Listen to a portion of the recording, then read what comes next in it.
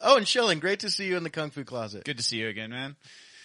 So, we have to do the rundown. we do have to do the rundown. Housekeeping. Housekeeping. Here we go. We are Kung Fu Conversations. You can find us at kungfuconversations@gmail.com. Follow us and tag us on Instagram and Facebook. Reach out to us if you got any questions or maybe even episode ideas. I'll get back to you. You can find us on Spotify and all the Applecasts and the YouTube as well. You can find, we have a great Fourth Wall account where you can pick up some awesome t-shirts, some throw pillows, some posters of original artwork that was actually paid for and not AI generated by great artists. And you can help support our show that way. We also have a Buy Me a Coffee account. Our Buy Me a Coffee account is Kung Fu Con Pod. That's Kung Fu Con Pod at Buy Me a Coffee. And Owen Schilling, your school is Boulder Internal Arts, sir? That's correct. And you teach? Bagua and Shingy in Boulder, Colorado. And you can find Owen on all the social medias. I'm Red Force Chinese Boxing. You can also find me on all the social medias. And I teach Wing Chun here in Longmont and other places all around the state. And I've actually gone out of state too. So yeah, we could talk about that too. And our topic today is part 2 of, was Dong Hai Chuan the greatest martial arts instructor of modern times? Part 2. Dun, dun, dun, dun. Yeah, we definitely heard back from some people. There was definitely some opinions out there about the last podcast, and honestly, they were pretty good ones. I mean, there were some mixed bags, like, oh gosh, this again. But yeah. No, we got some feedback on it, which For is sure. good. It was nice. That was nice for a encourage it. change. Yeah. Mm-hmm. No, I like it. Yeah, it's just it's funny because I think this topic is always going to be kind of controversial because everybody has an opinion about it and whatnot. But I think that the reason that we wanted to do this podcast and the last podcast in particular was specifically because, you know, I think we have kind of this is a different take on the subject.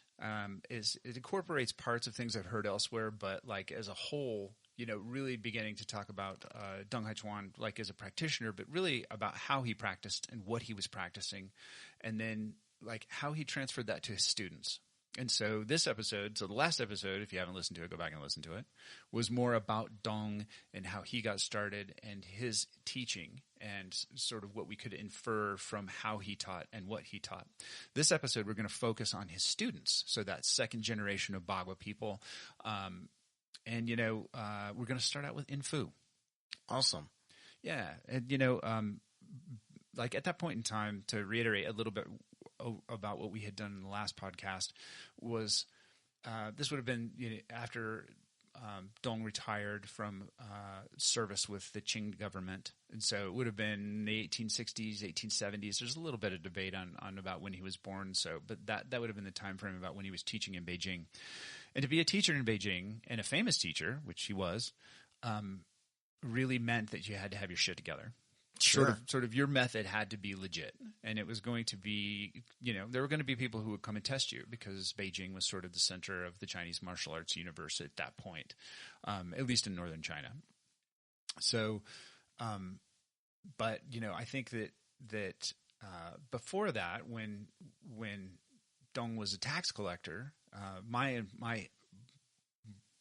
understanding is that his senior student, Infu, went with him and was basically his helper and his student when he was traveling through Mongolia, I believe it was, being a tax collector. Now, being a tax collector back then, that couldn't have been a fucking easy job. Yeah, you got to be a tough mofo. And not only that, but he went to Mongolia. Yeah. And we know those gentlemen know how to throw down. Those guys are tough. Yeah. And big. Yeah. Good thing Dong was big, though, too. He was a true. big dude, so. But, you know, you figure the Mongolians are tough now. Yeah. So that's right. That's right. 150 years ago. Yeah. Yeah, they were probably sharpening knives, yeah, and, you know. It was probably a little tougher environment back then. Yeah. So yeah, I'm sure he had ample opportunity to test out his arts and sort of hone his teaching methods as he was traveling and as he was going on these tax collecting tours with Infu and teaching Infu. And my understanding is he initially had started out teaching Infu Shaolin, Now, I've heard other people say that he already knew Shaolin when he met Dong Hai Chuan, and Dong Hai Chuan accepted him. But I know that there's some sort of basic forms in most Infu systems that are reflective of that Shaolin background. Whether they came directly from Dong or whether they were something that Infu had said before, I don't know. Somebody with some Infu background, please reach out and let us know. It'll be interesting to see how many contradictory. Yeah, things, for sure. Because everyone's got their own story. They really do, and everybody's Infu lineage is, everybody's got their story inside their lineage about what happened and when happened and blah blah blah. So, definitely interested in engaging with people on that one, just for my own knowledge. But once Infu had really started to train the Bagua, he was Dong's senior student, and he was had spent the most time with Dong. And Dong had accrued sort of his, at least on the stele at his gravesite was, his 72 students, his 72 disciples. Mm-hmm.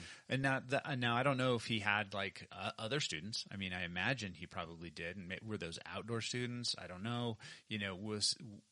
And here's the really interesting thing about those 72 students. And he's got some pretty famous names on that, who became his disciples. But really, really, there's maybe like 8, 10, maybe a dozen famous lineages that are still around. Yeah. People that are actually still, they're training Bagua as Bagua. So my question starts to be, okay, what happened to the other 60 guys? What happened to their lineages? Wow. What happened to, where did they go to? Yeah, they just, die off. Again, we have to look at the timeline too. This was before the Boxer Rebellion. And how many of them were involved in that? We know that Qing Tinghua was involved. Yeah, he died. Yeah. And, so you look at a lot of cultural changes that were going on in China that, our 60 other guys, might have befell on. You also have to look at it too, is does that son want to learn a martial art from his dad? Or, you know what I mean? A lot of stuff goes inside of a family, right? That's very famous on how things are transmuted in China. And is little Bobby or is little Susie actually wanting to practice Kung Fu? It's hard. And so, some of the lineages could have just died off because there was no one to pass it on to. Sure. Or maybe, here's another thing too, and I think we might have talked about this in the last episode. No, we didn't. Maybe they just don't want to teach anybody. Sure. Maybe that was theirs. This Right. is mine. I'm not sharing this with anybody. Mm-hmm. This is my practice. This is my martial method. And man, especially if you're in a time when guns weren't as prevalent for the civilians yet, you're looking at another 25 to 30 years before civilians really could access, a gun. So we're still talking arrows and swords, spears and daggers. And so if that is your personal protection method that you've honed and you've paid somebody for, I'm not teaching somebody else. I'm not giving you my secrets. So, we look at the time period, and that could have been another big influential reason. We also have to look at it as, maybe, again, a few hundred years ago, being a martial arts instructor in China wasn't a revered thing. No. These were thugs. They were barely above the coolies, the bag carriers. Mm-hmm. And, these were guys and gals, apparently that worked in the dirt. Yep. It wasn't a wuxia novel. These were a lot of thugs. And so there could have been the intelligence factor of not being, I hate to say it, literate enough, educated enough, or smart enough to pass it on to the next generation. So I think we really have to look at when this generation came to be, because there was no internet back then. You couldn't pull up the YouTube and be like, that's what Infu was doing. Mm-hmm. I know his secret now, but there was none of that. And it would be the third generation that really started to document and write things down. And people, later, I'm not trying to jump off Enfu real here, but later people like Sun Lutong who would try to integrate China's philosophical and spiritual and alchemic methods into what would later be named Bagua. So those things, again, you listen to a lot of people, this thing didn't originate. They'll say, oh, well, Dong Hai Chuan got his circle walking from a Taoist temple. Okay, yeah, maybe. But you were saying this at breakfast, and it was my punchline, and I'm going to steal it from you. I steal all this stuff from you. And you said this, and I love this. He's like, hey, you know what? A meditative circle walking practice is a hell of a lot different than punching somebody in the face. Yeah. And Dong Hai Chuan took a meditative practice, if you will, if he even learned it from a temple. It's all speculation. Is it jotted down? Do we have the historical records? As we know, with Chinese Kung Fu and lore and literature, they seem to blend flawlessly in and out of each other. So what really happened, we don't have a time machine yet. When we do, we'll let Marty McFly go back and figure it out for us. Until then, we know that he might have taken something that was meditative that he learned at a Taoist temple. But he already had a martial practice. For sure, yeah. And he was smart enough to integrate those two. And so that's really what, we find interesting and fascinating. So, Infu. Yeah, no, and just to sort of play on what you were saying before, I think that there's a lot of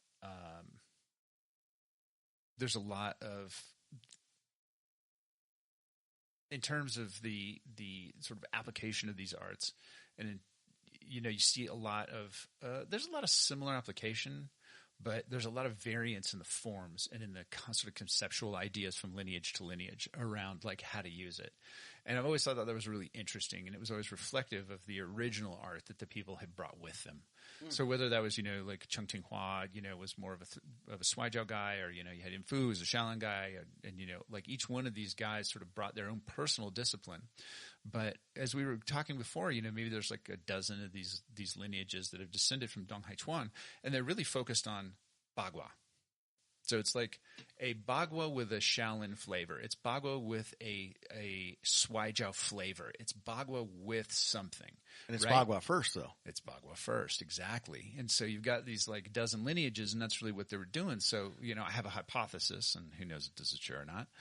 But these other 60 guys, they came and they learned what Dong had to teach, but they kept doing what they were doing. They kept doing their primary discipline. But they used these circle methods to improve that, to improve whatever their primary discipline was.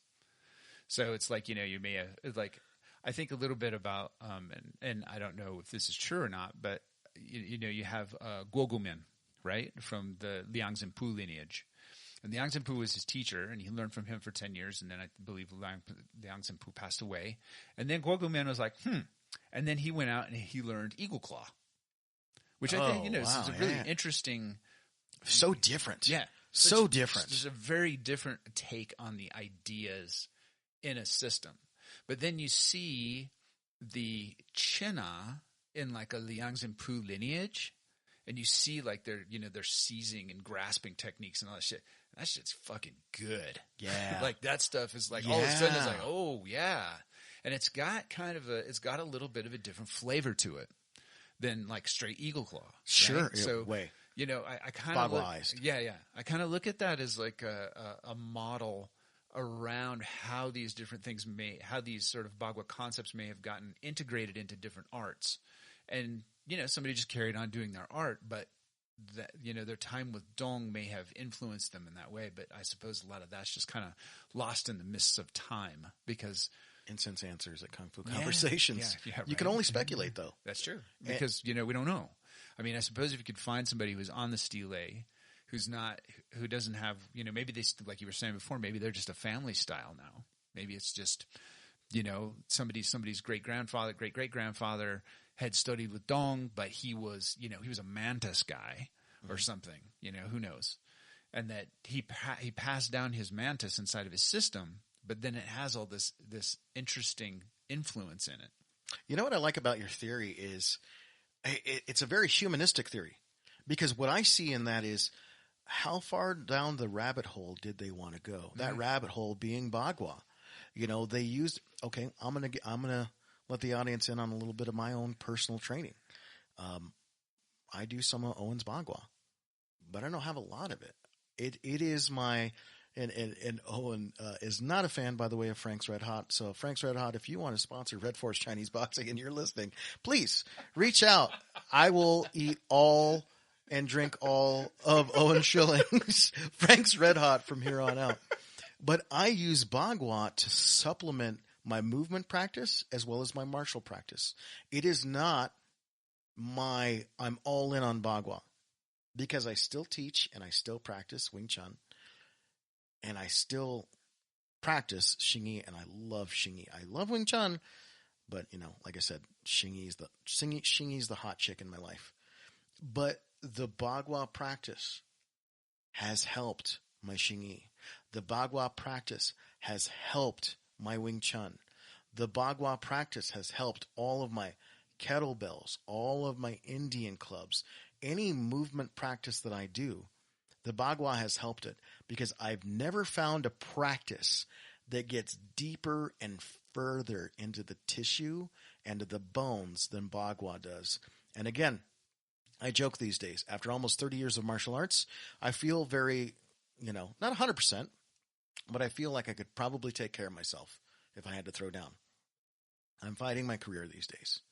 I'm just coming off 4 months on maybe the worst bid line I've ever had. I had the genius idea of getting 3 days off and working 4 days in a row, but they were 4 12-hour days with a 2-hour split. And so I'm up at 4 a.m., I'm getting into bed at 8 p.m., and that's all I'm doing.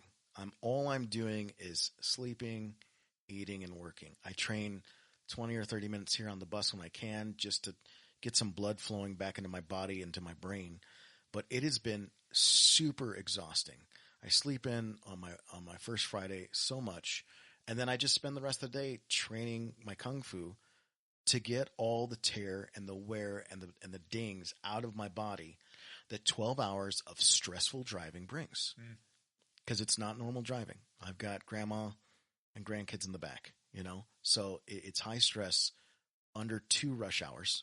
I drive during 2 rush hours in Boulder. Oh, it's shaking his head because he knows. He knows what it's like here. Yeah, no. So Bagua is a supplement. And so it makes me wonder if, the 60 other guys, like you're saying, they didn't further down the rabbit hole with Bagua. They took whatever, maybe they were doing the Hong system, the big red boxing system. Maybe they were doing Tam Tui. And they still did Tam Tui, but they found ways to train out the dings in their body of cross-training, of fighting, of doing bodyguard work, of being an escort, whatever it was. We don't even know, and I was talking to you about this too, and it's speculative. It'd be interesting to know, and if anybody knows some of this stuff and has some actually records on it, because we don't like to make up history. It's one of the bad things that happens a lot in Chinese martial arts. But it'd be interesting to find out if Dong had somebody that was just a weapons expert that went to him and had them put that on the circle. Or they were, like we said, the street performer, the other styles of kung fu that might not be so much martial, but, the guys that can fold up their body and twist and things like that. The people that can do morbid feats of strength and with weird apparatuses and tools. It'd be interesting to see if they did Bagua. That's one of those things that'll be lost to the histories of time, but what we have is these dozen or so lineages that we can look at and reflect about. But again, I really think that that's an interesting concept, because again, the 12 lineages that are here are Bagua first. Yeah, 12 is pretty speculative. That's just more like 8. More like 8. I think it's somewhere probably between 8 and 12. I'm probably going to get a bunch of flack because somebody's going to be like da da da and this guy. But I'm talking about like Dong Hai Chuan's original students and like which ones really sort of founded their own lineages. Sure. And I think that there's a few that may have like died out by now, but every one of those major teachers had. Well, almost all of them, especially in Fu and Chengtinghua, had multiple branches that come out of their schools. So, like with Chengtinghua in particular, I think we were talking about this before, but we had like the Gao style. In my limited perspective, and somebody please tell me if I'm incorrect here, the Gao style is probably the largest Chengtinghua branch of that style. So, because Gao's got, they got multiple branches. They're all over the world. There's lots of people practicing them. And then, I would say the third biggest one is probably Liang Zhenpu. Yeah. Yeah. 'Cause there's a lot of Liang Zhenpu guys. And Li Ziming was very successful in helping to sort of spread it to the West and, teach people. But, I think, Sun Lutong's in there too. And at least I wouldn't say that, because Liang Zhenpu was not a student of Chengtinghua, but the students of Chengtinghua, so the two of the prominent ones I can think of. Let me go back and let's talk a little bit about what we were talking about before. So we had Li Ziming, Li Sunyi, the Xingyi guy, right? And he was a very famous Xingyi practitioner, and he was a disciple of Dong Hai Chuan. How cool is that? But he never taught Bagua. Yeah. Oh my God. Yeah. There you go. There you go. Right there. But it changed. It changed very much. Yeah, I've heard that around 1900, because he was in the Boxer Rebellion, and then he went into hiding. And when he was in hiding, he went and he was living with one of his Xingyi brothers, and he sort of started revisiting a lot of his ideas about Xingyi and his idea. And I think that he was probably going through a period where he was training a lot, but he was also integrating a lot of that stuff with some of his Bagua concepts. Because I don't know this for sure, but it seems to me that his Xingyi got a little rounder. Yes. After Fuller. 1900. Yeah. Yeah. There was just more of a circular take on it. So I think that's a good sort of solid example of somebody who was a disciple of Dong Hai Chuan. Cheng Chao Tong was also kind of fits into that same category, but Cheng Chao Tong, he was also a student. He was a kung fu brother of Li Sunyi, and he also was a student of Dong Hai Chuan, and he actually created the Xingyi Bagua set. And so that was his integration, I think, between the two arts. And so he sort of, he learned what he learned from Dong, and then probably some of his other, kung fu brothers, and then came up with that particular set later in life. And I've seen Haiyang demonstrate some pieces from that set. What's interesting about this, because we're talking about the students and less Dong this episode, is the first episode we really talked about how genius he was to come up with something like Bagua. But it takes away nothing from the students also being genius that played and experimented with this new system and this new process. Sure. And what they got out of it was very much their own thing. It very much was their Bagua. Some of them went totally in and went 100% into the Bagua, and then had the essence of whatever their previous art was. And some people just retuned and tuned up their current art with the Bagua. So, and you got, and with the Xingyi Bagua, right? That's something right in between. It's a combination of both systems, but it is no longer the systems themselves. It's not Bagua. It's not Xingyi. It's that middle ground. And it wasn't willy nilly put together either. That was worked on. That was thought about. How amazing is that? I mean, we're talking about, Ferrari and Lamborghini in the same garage smoking a cigarette, and then Ford comes in there and like, hey, let's build something. And then you have another example I just thought of was Ludaquan, right? Big Luda. Oh, Big Luda. Lou. Love Luda. So, he I believe he was a student of Dong Hai Chuan. And then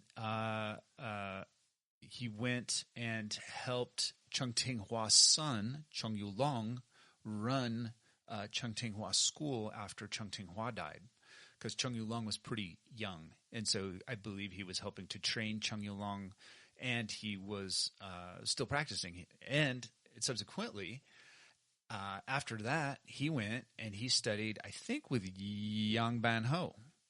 Chun Yulong? Yeah. No, not Chung Yulong. Luda Quan. Luda. Yeah, Big Spirit Luda Quan. Like, I believe he went and I'm pretty sure it was Yang Ban Ho. It might have been Yang Xiaoho. But yeah, he learned Yang style Taiji. And so you can't tell me that didn't influence what he was doing. And then in turn, I'm sure that probably influenced Chung Yulong, because Chung Yulong was still pretty young and he was probably seeing some interesting things that Luda Quan was doing. Was that one of Chung Tinghua's sons that invented the Bagua Tai Chi? Yes. That is the son that did that? Yes. So that's his oldest son, yeah. You know what's crazy about that too? Yeah. Now we're talking third generation. Here's the interesting thing. That's right. He was taught by his dad, and then later on one of his dad's senior disciples. He changed his dad's Bagua. He added on to it. He integrated it. He made it his own. Yes. And so that process continued. It wasn't a fixed or done thing. Oh, I got my dad's Bagua. I'm done. Right. No, he went and worked with other people. He learned from other people, and he's like, well, you know what? You know what I want to do? I want to practice some Tai Chi. And I want to do it with a Bagua flavor. Sure. And he invents something new. Again, this is one of my favorite phrases. Shout out to the Drunken Boxing Podcast and Mushin Martial Culture with Byron Jacobs. Yeah, Byron Jacobs. He really says, and I really believe this, and it really changed my whole point of view on looking at Chinese martial arts, like different periods, different styles, did it come from a civilian base? Did it come from a military? Did it come, all these different things? He's like, China did not happen in a bubble. And it didn't happen in one time period. And it didn't happen in one place. And look at the variation in this one system. It was meant to be that way. I really, truly believe that. It was meant to have this difference, this variety. Here's an interesting take. And this might step on some toes and piss some people off, but it's the truth. There is no orthodox version of Bagua, meaning that all versions of Bagua are all hybrid systems. All of them. Holy shit. Nobody's, some people are like, we're doing the original Bagua, or we're doing the original Xingyi, or we're doing, okay. But with Bagua, no. Nobody's doing the original Bagua, because everybody mixed their Bagua with Shaolin. They mixed it with something else. Even Dong mixed it, didn't he? Yeah. I mean, even the exactly. inventor. Even Dong had something else he was practicing when he invented it. And even if you just look at him and say, okay, he's ground zero. Sure. So we'll just say, okay, whatever he was doing was the original thing. Then, and then you could say, oh, well, Liang Zhenpu was his last disciple and he must have gotten the correct thing. But the thing was, he went on to study with all of his other older Kung Fu brothers. So when you see like Liang Zhenpu style, which is really fantastic, you see traces of, like Chung style. You see traces of like Infu style. You see, but it's its own thing. So anyway, that's just, my parting thought is, there's no, all the styles of Bagua are hybrid styles. There's no such thing as an orthodox style.